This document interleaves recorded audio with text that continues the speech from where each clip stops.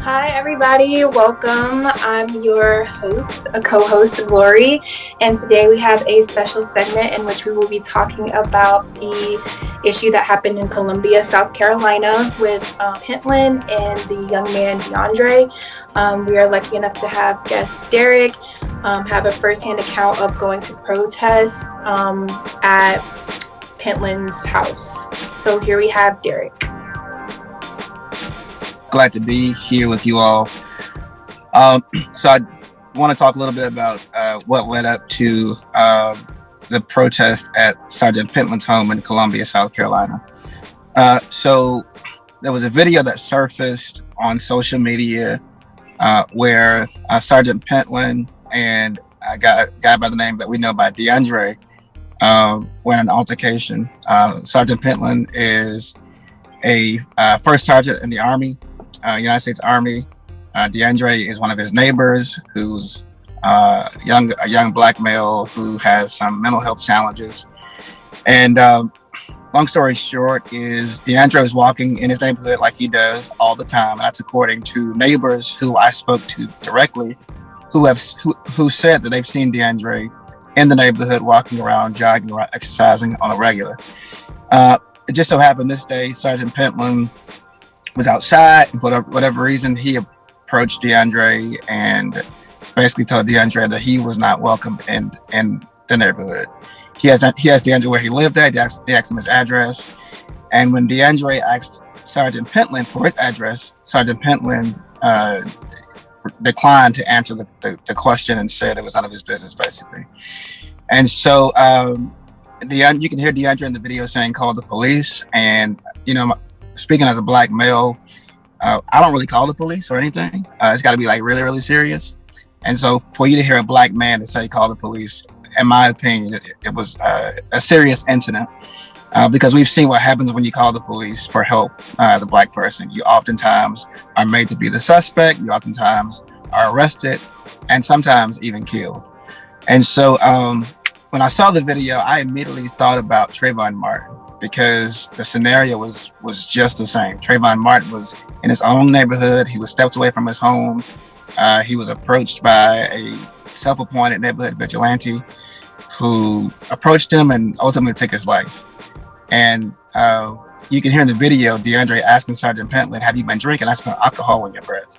And when you see the video, you can tell that Sergeant Pentland is, under the influence of something. And so altercation ensued. And so Sergeant Pentland ended up pushing DeAndre several times. He threatened him several times, and he stepped on his phone and broke his phone, which you don't see on the video, because once the video stops recording, Pentland then takes DeAndre's phone out of his hand and steps on it and breaks it. First of all, thank you for coming today, Derek. We really appreciate it. What was your initial reaction when you saw this video, and how did it correlate to you showing up at the sergeant's house to protest? Yep, great question. So again, when I saw the video, I immediately thought about Trayvon Martin. And when Trayvon Martin was killed, I actually got in my car and drove to Florida from South Carolina, myself and two of my friends. And so if I could drive to Florida, I definitely could drive up the street to something that's happening in my neighborhood. But when I got to Sergeant Pentland's home, well, we had talked about it. A few folks and myself had talked about like going to his house the next day at 12 o'clock, showing up and kind of just confronting him. And so we didn't know like what to expect. We expected him to be home. We expected to have a conversation with him. We expected to kind of understand like what his logic was for telling a black man in 2021 that he doesn't belong in a particular neighborhood. And by the way, this neighborhood is predominantly African Americans, predominantly black. It's in fact, Pentland's neighbors, every single neighbor to his left, to his right, even the neighbors across the street and behind him, all of them are black. You don't see any white neighbors until you get like further up the street. And so I don't know like what Pentland was thinking, like when he approached this black man and said, "You don't belong in this neighborhood." But again, and I intentionally like went to all the neighbors' houses just to kind of see like, what are white folks at? And I really didn't see any, and except for the ones who came to the protest, who lived again up the street, and they were actually very welcoming. They gave us water, they gave us Gatorade, they even started directing traffic. But again, my initial reaction was, I've got to show up. I've got to go have this conversation with this guy because I need to know like why he did this and what his thinking was. Bold of you. I did have a question. Were you ever fearful of your well-being when you pulled up to his house? Like, did you ever think that you could have been shot, something could have transpired, someone could have, started shooting? Like, were you ever anxious when you pulled up? So initially, no, and probably for the first hour or two, there was really no concern. So when we first arrived at his house, it was probably maybe myself and maybe about 5 other people who were there. Myself and a couple of ladies, and I think it's just one other guy. And so as we got on social media and started like telling people to pull up and show up, we didn't know like how many people to expect. We thought maybe we'd get maybe 10 people to show up, 15 people. We didn't expect hundreds of people to show up, but it was great to see the people show up. But it wasn't until later in the evening when the crowd got to about 200 people, somebody came to me and said, I saw a red laser beam pointing on you. And so knowing that Sergeant Pentland is military, I assume that he has military. I assume he has weapons. I'm sure he has weapons. And so the red laser beam to me was an indication that somebody in the house was pointing a weapon out the window to kind of like scare us or whatever. Now, I personally didn't see the red beam, but several people saw it. So I'm inclined to believe them because they told me at several different times, different people. Again, I didn't see it. And I guess because I was so busy like in the moment. But when I realized that people were seeing the red beam, I realized, wait a minute, he potentially could be in the house armed and could potentially like be ready to like shoot somebody. Because I mean, at this point, he's like all over the news. He probably has nothing to lose at this point. And so we call all the men over and we come up with a plan to kind of like protect the women and the kids who were in the crowd. So we set up a line of men to kind of like protect the women and the children from, like if they're in the event there was gunfire. And so, yeah, so that was probably like, but it was probably like about 6 hours before I started thinking about like safety. Wow, that is amazing. So, I forgot how I even stumbled upon the video. I remember now, it was on Twitter and the cover photo just looked very confrontational. And usually I try very hard not to watch things of that sort because I do believe in trauma porn. But that will definitely be another conversation for another time. But I did end up clicking it. I gave into my curiosity, and then I just watched things unfold very, very horrifically. And it was just to see how non-confrontational DeAndre was and how the sergeant was so aggressive, very, very aggressive, belligerent. I was just very disgusted and I was very, very terrified for DeAndre. I was just like, I don't know if this man is going to do some extreme bodily harm to DeAndre. And it was just like, you could see that he was really trying to avoid that situation from escalating into him potentially losing his life. I was really, really bothered when the sergeant shoved him in his chest when he was just looking in the direction of his wife. And he said, like, his remarks in his comment, he's like, that's my wife you're talking to. And they pushed him. And I was just like, thank God DeAndre didn't have like anger issues or just didn't snap and tried to wail on this guy, because we already know what would have happened if he would have put his hands on the sergeant. Just overall, I watched it once. I did not watch it again. I just felt sickened. I felt disgusted. And I was just like, why does it seem like we're kind of moving backwards for every forward move that we try to make? It was just a very unpleasant sighting. I felt very uncomfortable seeing it.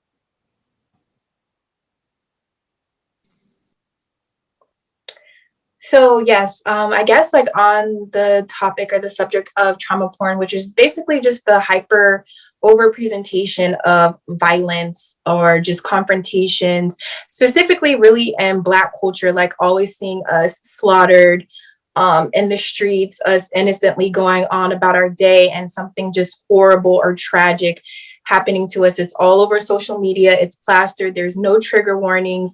And it's just like we sometimes are not cognizant of how that affects people to constantly be bombarded with violence towards our people. So it's termed trauma porn, and how it can be very harmful for viewers, or we just don't know how that can be internalized by other people seeing that, or just seeing it over and over and over and over. So do you all have any opinions on that? Yeah, I've never heard the term trauma porn, but I think it's befitting, especially the word trauma, because the other day when I was at the protest or at Sergeant Pentland's house, I was saying on the bullhorn, I was telling people, like, since we've gotten to America, like, we've been traumatized, and how much more trauma do you want Black people to go through? How much more trauma can we go through? And people were saying, some people were saying, well, this is too much. I had this guy who I know who lives in the neighborhood. I didn't know he lived out there, but he saw me on live and he called me on my phone, and I picked it up because I respect him. So I interrupted my live, answered the phone, and he's like, yo, what the f are you doing? And I was like, what do you mean? He was like, you're in my neighborhood. And I was like, so what are you trying to say?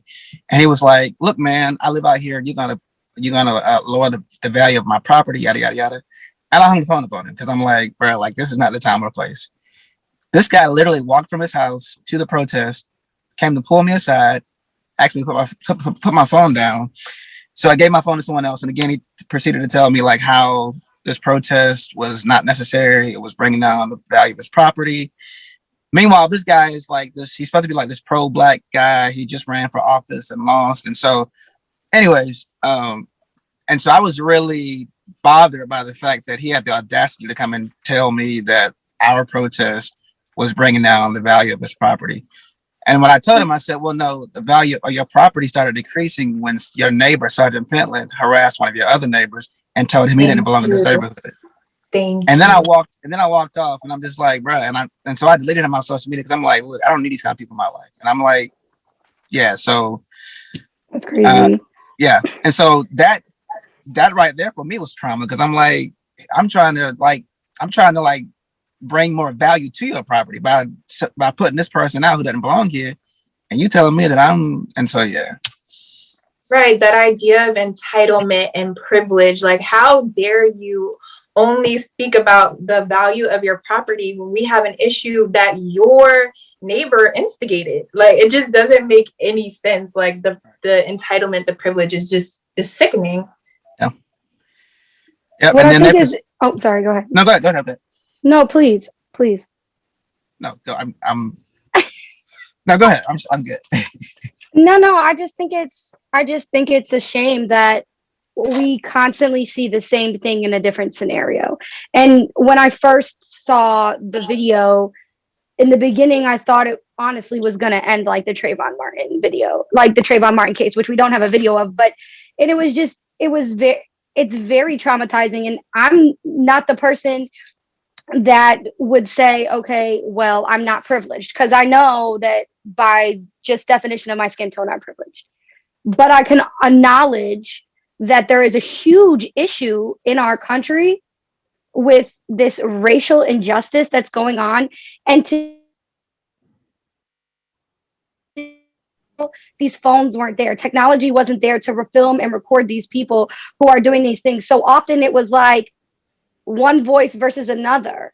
And just like in the case of Emmett Till, where it was like the white woman against the young Black man, it's like, well, who are you going to believe? Now we can actually see, this is actually going on, and we have it recorded, and we are going to hold you accountable. And then we have to address the issues that are coming from seeing this stuff, because we never saw this before.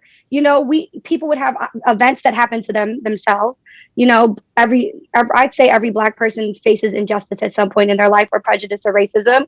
Even just going to the grocery store, you don't have hair dyes with your face on it, and that's an injustice. That's an institutionalized version of racism. But when you're seeing people get killed and attacked, that leaves an impact on your brain. And then psychological care is one of the most expensive doctor's visits and takes the longest to get to. So it's like, what is being done about this trauma that we're facing, that people are facing every day? There's no free trauma outlets. There's no free therapy. To get into free therapy is 3 months. So do you do you think that there should be outlets for people to go to? And is that something that you're interested in doing yourself, is getting therapy for these kinds of incidents and seeing these kinds of things? Yeah. So for a long time, I was under this illusion that I can handle this like all of this stuff on my own and like internalize it and process it and kind of like be okay once it's over. And then I finally got to a place to where I was like completely depleted. I was just like over social justice work ever. I mean, altogether. I just didn't want to do anything else around social justice. And so what I did was I took a job working at a school in Texas, and I left social justice work behind me because again, it took a toll on me. And then I realized when I got to Texas that I was still doing the same thing. And so I resigned from my job, came back to South Carolina. But the point is this, is that, and I probably shouldn't be saying this because I don't think it's public information just yet, but I'll just say a little bit, is that DeAndre, people are saying that he was autistic and that he had these whatever. And from what I know from the family is that he has mental health challenges. And so because mental health is closed, and the Department of Mental Health is closed in South Carolina, he's not been able to get the proper therapy or treatment that he needs to handle his trauma. And he's had trauma prior to this incident. And so this incident further traumatized him. And so he's now in a place to where he's going to need more therapy, more counseling, more help. And so when I found that out, that pissed me off all over again because I was calming down. That you would approach somebody not really knowing like what they're going through, like who they are, just because you are a first sergeant, because you have status, because you have a little bit of money, and because you have privilege, you think you can just bully people. And so that's when I went back to his house, and I was like, I'm not leaving until Twice? Yes. Actually, I went Twice. times. Okay. 3 times. Three times. Like, period. Because I'm like, I need this person to know. Because at this point, I didn't know if he had been arrested or not. And so I got a phone call from the sheriff. I went and met with the sheriff. Myself and some other folks went with the sheriff and found out that he had been arrested and that he was currently like in jail at that time. And so found out also the military wanted to hold him until. So when he got released from the county jail, the military came and picked him up from the county jail and took him to the military jail. And so I'm like, yeah, we're making progress. And I'm like, we can't leave yet. We got to keep putting pressure on the police and the military to at least suspend him. And so we found out later that he had been suspended. And we were like, well, let's keep going. Like, let's stay until we can't leave. And it got to the point where the police actually came to his home, because for the whole day they had not bothered us. They came, they rode through a couple of times, waving, speaking. But towards the end of the night, they started getting concerned. And so like they dropped out of the sky. It was like 50 cops.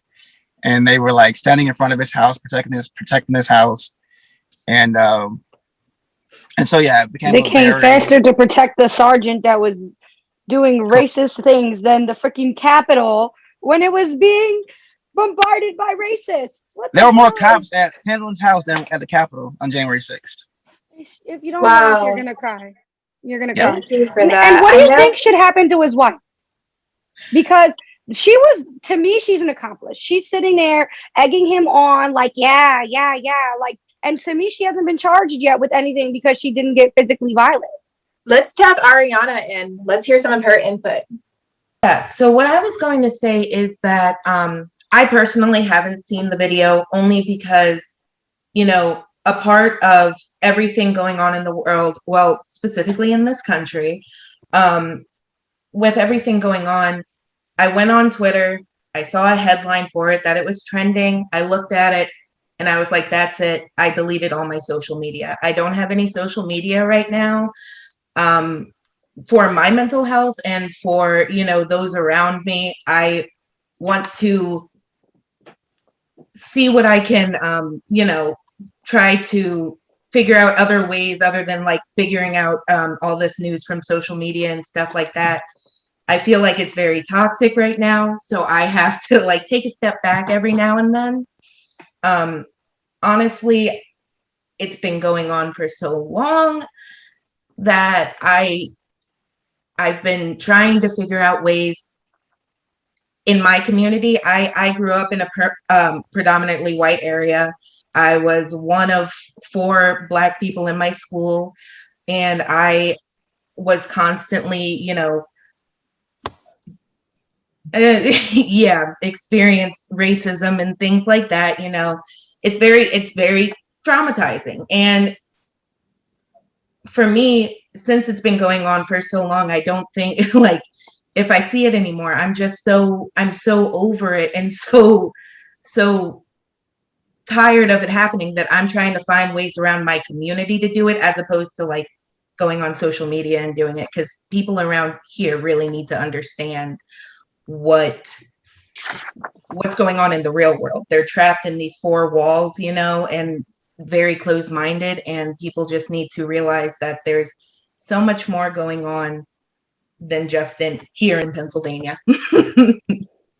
Wow, thank you so much for sharing that. And I commend you for being able to disconnect and detach from social media. A lot of people can't do that because the fear of missing out, and they want to be on the know, but mental health should come first. And if that's something that you need to do to keep your mental or to keep your sanity, I feel like that's very, very important, because it also goes back to that trauma porn. Like, all we're being really fed is violence, like just these mass slaughterings of people. And it's just like, there's no trigger warning. You just click on it, and then you're like watching something, you're just like, whoa, like what did I just see? And we don't even know how that itself can affect someone or induce, a mental issue. So I commend you for being able to even have the strength to detach from all your social media. Me, I would have to work on that.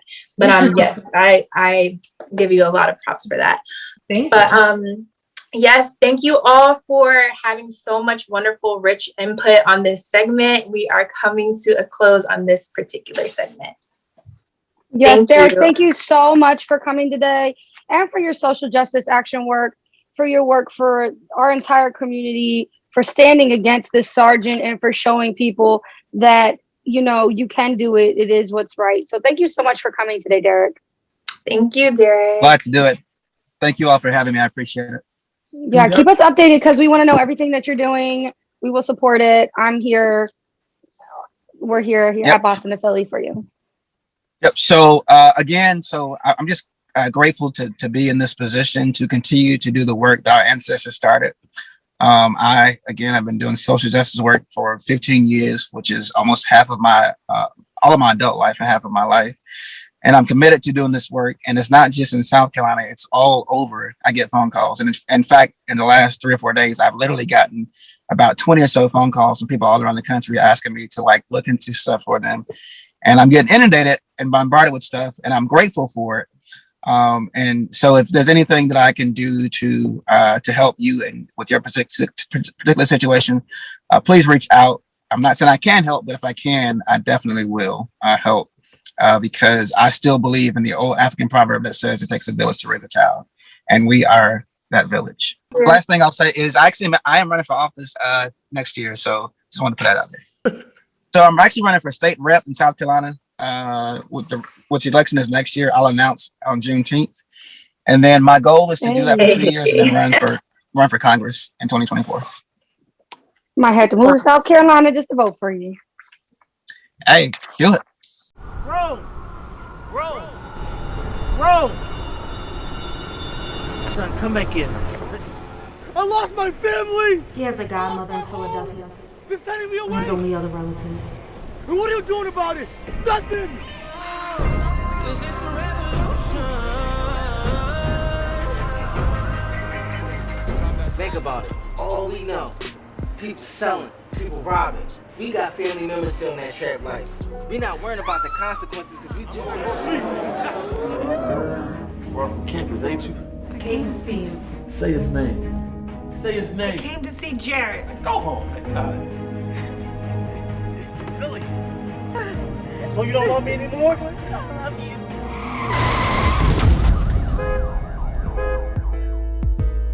This is my first year as a professor, and I want you to develop a deeper understanding of your inner self, your connection to others. Maybe you'll discover your passion. I don't feel like answering the question. I want you to rely on your group as a crutch. I want you to reach to them and to discover and explore ideas and emotions you never could on your own. I guess this is our home. Yeah, this could be our home.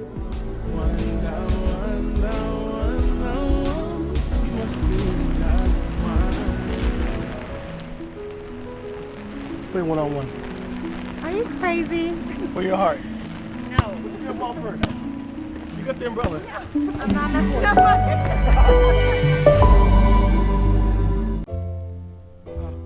I've never heard of trauma porn either. I never heard of like those terms together.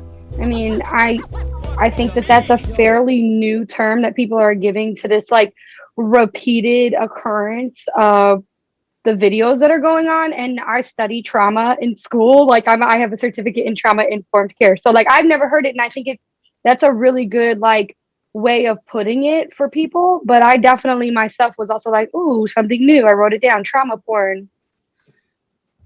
Heard of it either. I was taken aback by it because I never heard of it. But then when you explained it very, very well. So thank you for that. I actually wrote that down to do some research on too. When I first heard the term, I was like, this is so weird. Like, I don't even really like saying the porn word. I feel so awkward using it. But like when you really think about it, trauma porn, it makes so much sense. And to go back on the question on like whether it's like a guy thing or like how like a woman would internalize that, well, a female or a male would internalize that. It could be like a thing where I feel like men can take violence and stuff so differently compared to like a woman, but you know that could get in some murky waters. But I do feel like the way a man would look at violence, like I feel like it's easier for them to like watch it. I don't know why, to see it and kind of like be detached from it. But as for me, and I know my girlfriend sometimes is just like, I can't look at that. Like I can't watch fighting videos. I can't watch somebody getting beat up. It's just something about that I can't. It's just very like heart-wrenching for me. But guys will be like, bro, like, did you see this fight? Did you see Buddy get popped in his head? And I'm just like, how can you like look and watch stuff like that? I can't do it. There's something to be said about that primal instinct when a fight starts to either fight or flight, right? And it's the same when you're watching a fight, whether you're gonna keep watching it or turn away. And I too am one of those people. I can't even watch like movies that are like gory. It just something about it like sets something off in me and will make me depressed. So like that's one of my triggers. But a lot of people, I think men and women are like it's a two-sided deal. Like some people will either watch it over and over and over again, like regular porn. They'll either always be they're addicted to it almost, or they're like absolutely against it, like won't watch it at all. And when they see it, they scroll past it, and you know they're permanently impacted. But I do think both parties could be permanently impacted either by being desensitized, just like the porn industry kind of desensitized people to sex and makes people think that sex looks one type of way. And it's just I like the term personally. I think it's a great way to emphasize that it's not okay as to what's happening, and we're combining these terms that people kind of already know to give them like this new perception on like you can feel any way you want about watching this video, whether it's sad, angry, whether you want to watch it over and over and over again to see what's going on and what happened. Whatever you do to address this video personally, that's you. But I think everybody has like this attachment to the video, like whether it's I don't want to see it or I want to see it again to see what's going on. Okay. So recently, rapper ARAB was sentenced to 45 years in prison. ARAB is a rapper and the co-leader of the original Block Hustlers, which is a rap group, and the government is saying it is also a crime group. There's a lot to talk about today, starting with the fact that they really don't have much on ARAB other than his music. He raps pretty much about what everybody else raps about: drugs, guns, violence, and what it's like to live in North Philly. And a rap group with other rapper Dark Low. AR Rab actually featured in Boston to Philly. It's his only movie that he's ever featured in, and the only movie he'll feature in for the next 45 years, unless he wins the appeal that they say they are going to do. What's interesting is the only information that the FBI and the government has against AR Rab is his music and the fact that he raps about violence, drugs, and guns. Shekinah, what do you think about this? It's a lot of mixed emotions when it comes to rappers rapping about what they go through and the things that they are involved in. And one thing that I've learned about AR Ab is that what he put in his rap is something that it seems like he actually lived out. So I just feel like when it comes to these kind of things, you do have to be careful because you can kind of put yourself on the government's radar. And that's just what comes with the territory. So it does kind of seem like, based off of like videos and things that he has mentioned, that I mean, he could give two F's about, you know, what's going on. And that also is the attitude that is exuded through his music. So it wasn't like it came as a surprise to him. It felt like he knew that this day was probably going to come. I don't know, because he's, you know, in court after he was sentenced, he said, we don't rap about flowers and rainbows. We're gangster rappers and we rap about what we grew up on. So we rap about drug dealing and we rap about the violence. And even in the movie, he doesn't play somebody that paints rainbows. He plays somebody that's a gangster. And in North Philly, especially, I actually have a couple friends who are OBH that are rappers. Shout out to Flacco and Dark Low.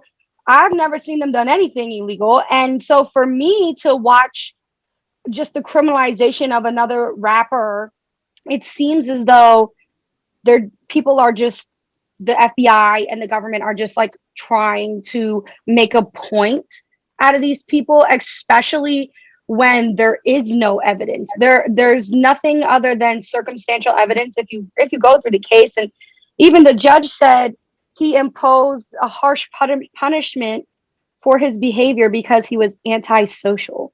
Like literally said that. He didn't say because of what he did or because he didn't kill anyone. They don't have any evidence of him ever passing drugs. They just think he was the leader of a drug gang. And it comes to a point where it's like, when will we stop fighting drugs and fight other things that are more important? Now, don't get me wrong.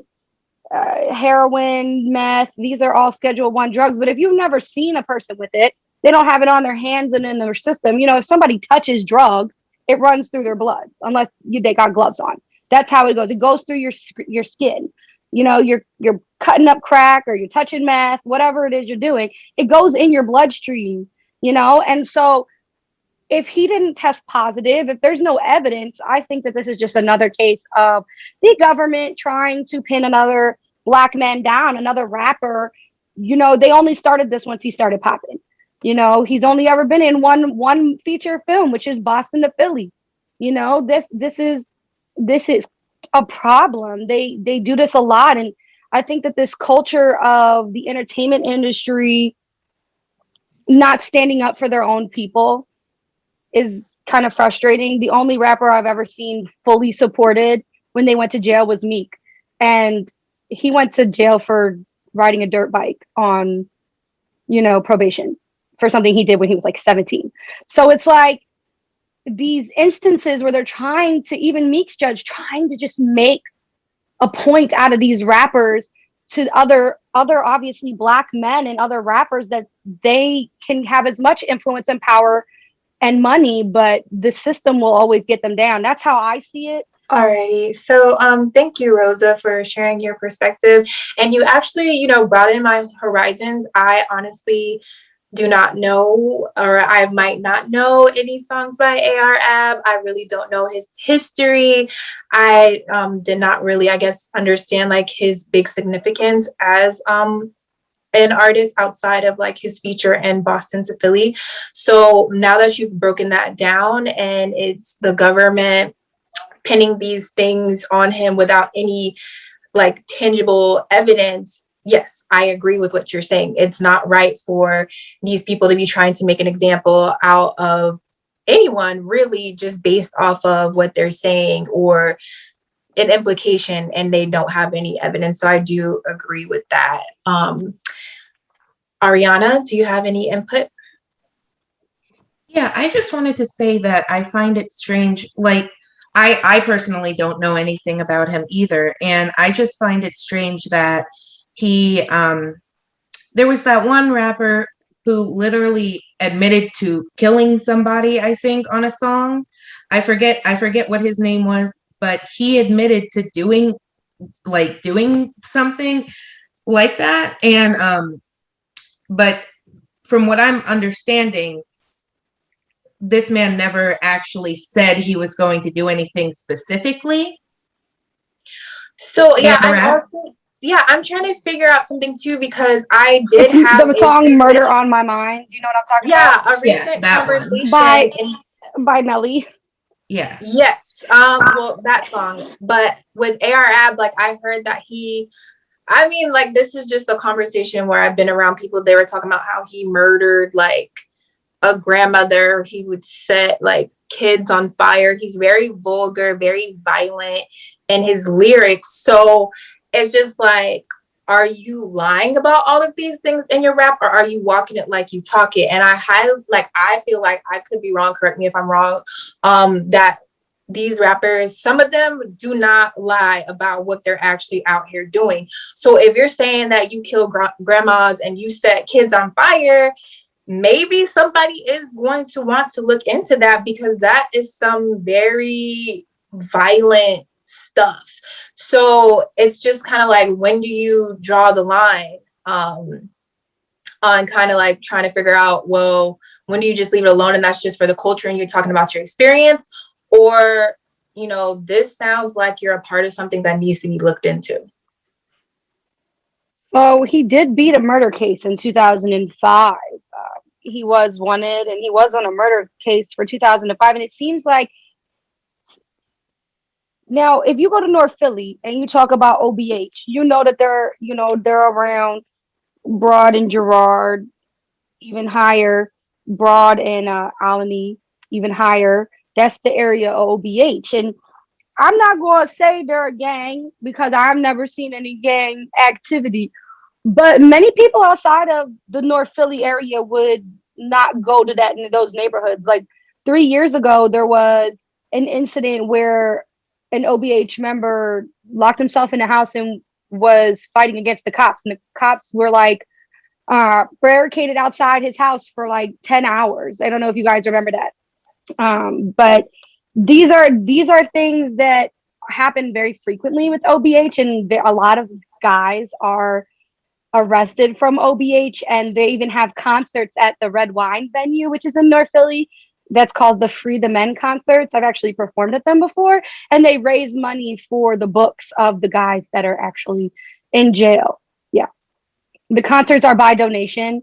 So people drop money in the donation jar as you go in, and all that money goes to the books and to the lawyers for the men that are locked up. It's called Free the Men. If you look up the hashtag called Free the Men, that's for the OBH guys.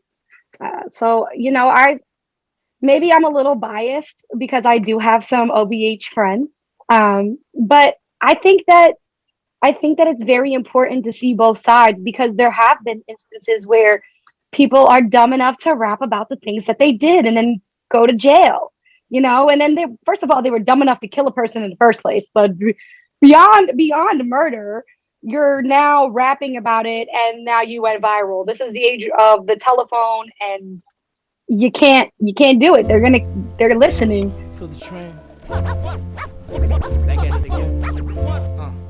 Now we're gonna do a little bit of talking about the movie Boston to Philly, which is a coming of age independent drama that chronicles the life of Rome, also called Boston, a young Black male struggling with his identity and his ability to find himself in real relationships in the new city of Philadelphia after a tragic accident takes the life of his family. Now, I think it's very important to understand that Rome lost his family, and in the movie, he deals with a woman who he calls Philly and she calls him Boston. And they have this dynamic that's very interesting. How did you feel when you were watching this movie? I felt like it was definitely a coming of age. There were so many different pivotal points, and I loved how there were different narratives from the different characters that ended up coming together full circle. And I really loved the tension, the romantic tension between Boston and Philly. And I don't know, like it was just so many things that I liked aesthetically, and so many things like as a person that's kind of like into cinematography, just how the acting flowed. So there's many things that I appreciated from Boston to Philly. Irene? Yeah, so just to go off of that, as soon as I started watching it, like in the beginning, there was such a strong Black female character who told off. I remember she told off a white woman, and it was so powerful because I feel like in a lot of movies nowadays, Black people don't get the representation that they need to get.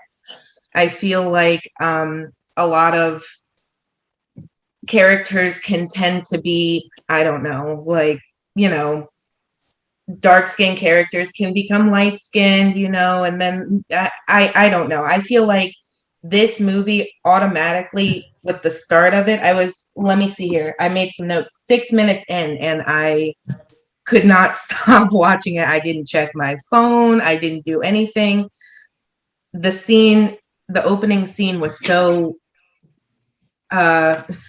powerful that I didn't seem to want to just stop. And I'm very, very bad at movies sometimes. My attention span, I'm all over the place. But this one had me sit down and watch the whole thing through. I agree with you there. I was very surprised at every turn.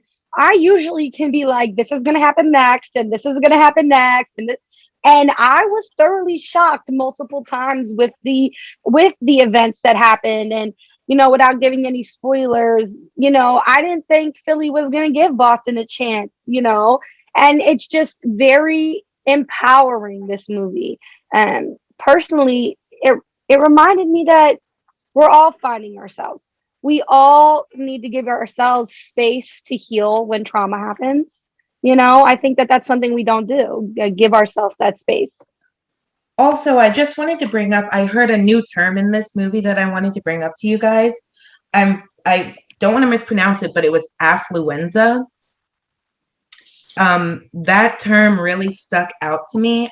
I don't know how to describe it the best way. But basically what I gathered from it was some people make money and they can get their way out of things, and other people don't make money, so they can't talk their way out of things. You know what I mean? And that was a very interesting phrase that I had also never heard before, that really, really struck me as odd, because, new vocabulary in this stage of wokeness in our life. New vocabulary has come around, and I'm just figuring it out as I go. And that was a beautiful analogy. Yeah, no, for sure. I also hadn't heard of affluenza, and when we look it up, it says that it's like catching almost like catching a psychological cold when you're wealthy, and it affects people who are wealthy, and it says it gives them a lack of motivation, feelings of guilt, and a sense of isolation because they have more, they've experienced more. And I don't, as a psychology major and a student, I don't know if this is an actual psychological term. I never heard it before, but just like trauma porn, these are things that we learn and we start using, and we make words happen and we make sense of them. Shekinah, do you know about affluenza? No, that was quite a new piece of terminology for me as well.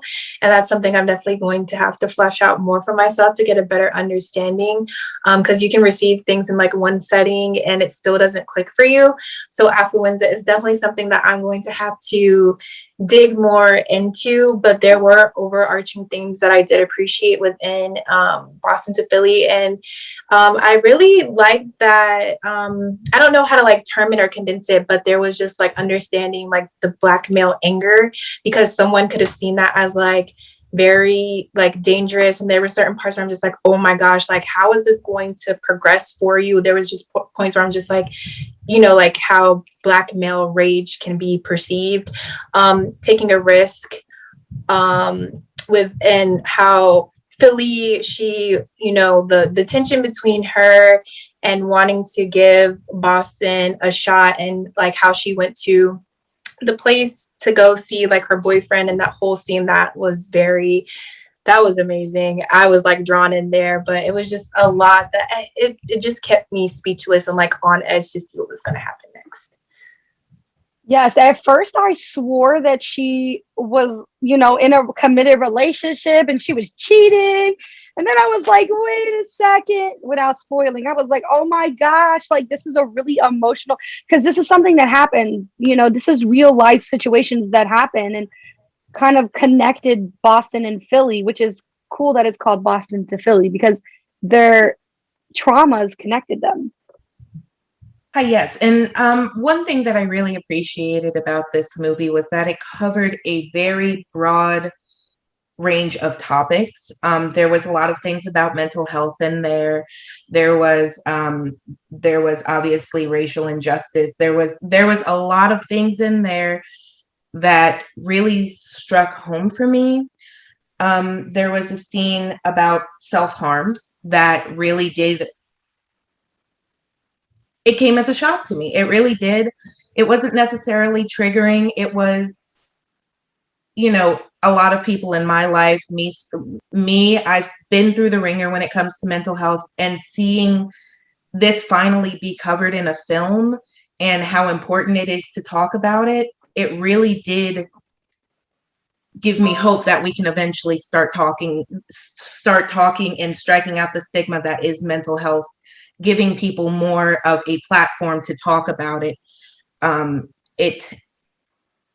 It made me cry. I'll be honest, when everything started going on in that scene, I broke down. I was like, man, like this will help get the biggest message that we need right now out there. And then hopefully people will be able to comprehend it more. I know a lot of people, older people, are, you know, don't believe it or, you know, anything like that. But to show that there is truth to it in this film really helped me have hope. Thank you so much for sharing that. I know sharing your own history with mental health and the burdens it's hard. It's hard to speak on that. So thank you so much. And I think that the reason why this movie has been, you know, featured by Haitian Movie Awards and the Las Vegas Black Film Festival and, you know, Best Music Philadelphia Independent Film Awards, like these are because it's so relatable. These are not just, you know, things that we can brush off. These are real world topics that are happening right now to all of us. Right, agreed. And I just want to say I appreciate everyone's story, sharing their personal narrative, sharing their opinions, being bold enough to state, you know, what they think, even if it goes against what someone else thinks. It has been great speaking with you all on this segment. We've talked about the happening with DeAndre, with special guest Derek, and here we have special guest Ariana, who shared her input on Boston to Philly. So effortlessly done. And yes, it's been a great evening with you all. I agree. Thank you so much. This is Rose and Ice, and this was Boston to Philly podcast.